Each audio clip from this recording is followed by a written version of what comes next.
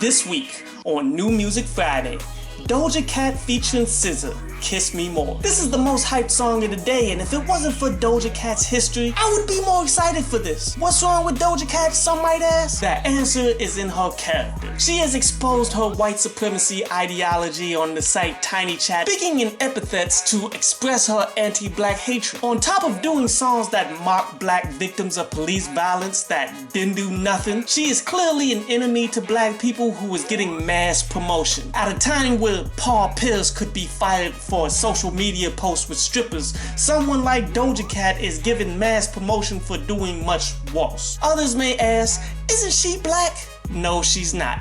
She claims the ethnicity biracial, with her Jewish mother that she was raised by and a distant South African father. She does not relate to black society and has been openly against it. This saddens me because she was one of my early stocks when people were mocking her cow song. I knew she would be great because the music minus the gimmicks were absolutely worth it, but she's crossed a line that there's no going back from. She could drop a classic every year and I would still never be a fan. Honestly, if music wasn't still slow, I probably would have ignored this song all the way. See, you can't disrespect black people, then make black music.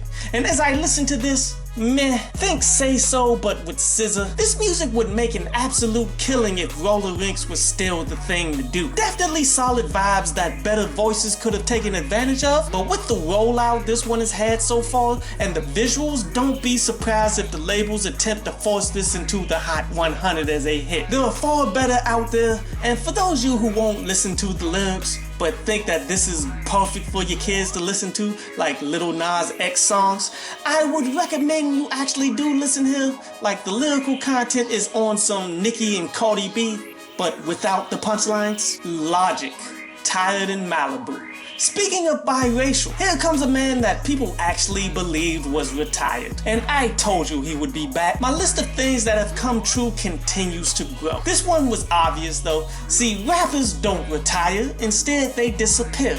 The moment that they can no longer get an advance and the expenses go beyond the buying power of the remaining fans, that's the end of the road. That point is never broadcast. It just happens, and years later people wonder whatever happened to that artist. Also, it makes zero sense for Logic to retire here. His name still has demand attached to it.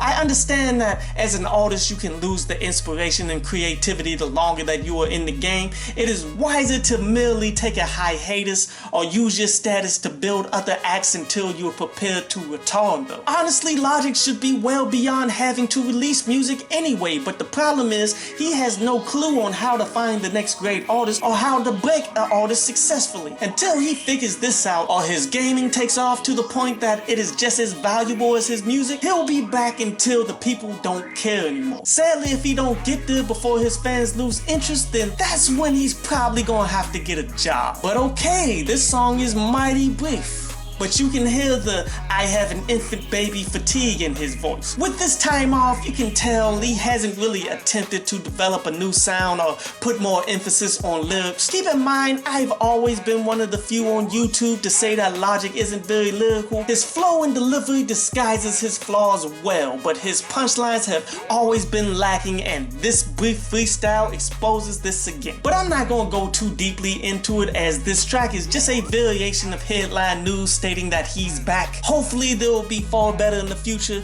His history and standard of quality shows that that is most likely the outcome. Westside Gunn, Stain, aka Bootleg Ghostface Killer. Let's just call him Black Action Bronson. He returns again as the flooding of the Griselda music has become self-sustained long ago. There are so many artists in Griselda who are applying the same technique of using mass music releases as promotion that the label will never have to go a week without anything new. Does it work? Sometimes. I know terrible underground rappers who have been releasing music daily for years, but never developed as an artist, nor built a fan base worth all the effort. Instead of the growth that they wished for, they became dead weight on online archives. See, there's more to flooding the market than just dropping the music. Things like communication with your audience. People take this for granted, thinking that people will magically find you because you posted new music. In Westside Gunn's case, it can't hurt.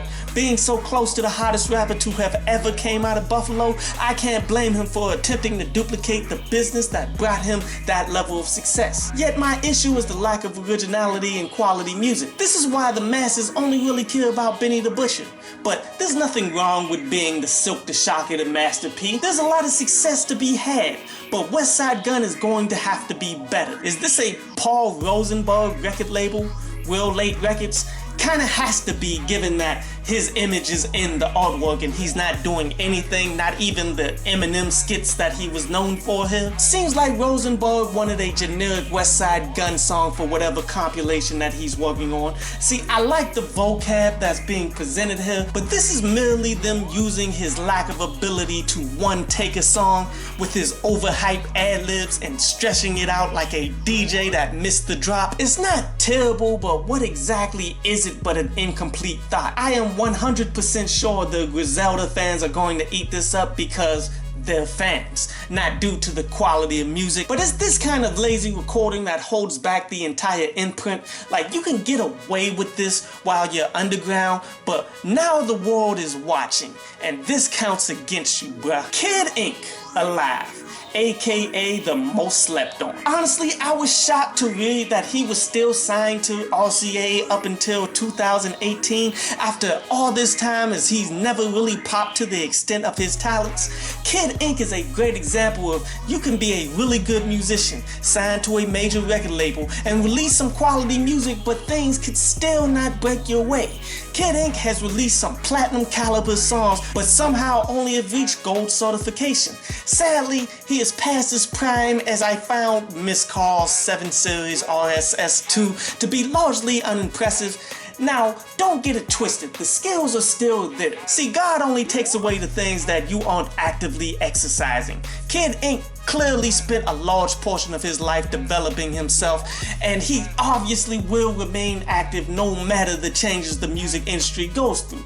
But that's one thing that I want to see change. Just because your standard of music is beyond the vast majority in the music industry doesn't mean you are exempt to stagnation. I'm not saying to copy drill or trap music. What I am saying is to completely flip up the script. Be creative and craft a new style that can't be ignored. It's time to aim for the fences. This is the last redeeming quality of Kanye West. When he does release new music, you have no clue what it'll sound like. He changes his persona, musical style, and becomes even more emboldened with every release. There's no coincidence that the interest in his music has continued to climb even when his quality has declined.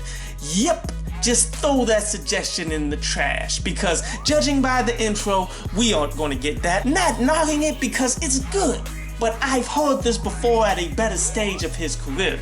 Lyrically, the bars aren't as heavy as before, but there are moments like when he's saying that she dope, I'm talking out of this world, Neil deGrasse Tyson. Like, that was a cool bar, but there aren't as many of them on this project as there once used to be. As this project is as I expected. Some good songs like New, Night and Day, Red Light, all in her head, but nothing really intrigues me enough to add to a playlist. But this will serve as good maintenance to keep all of his fans that are still searching for him, and I guess that's the most important part here for someone who goes from major back to indie. But I've always expected more, expected better out of him in his entire career, and I just don't think we're going to get it.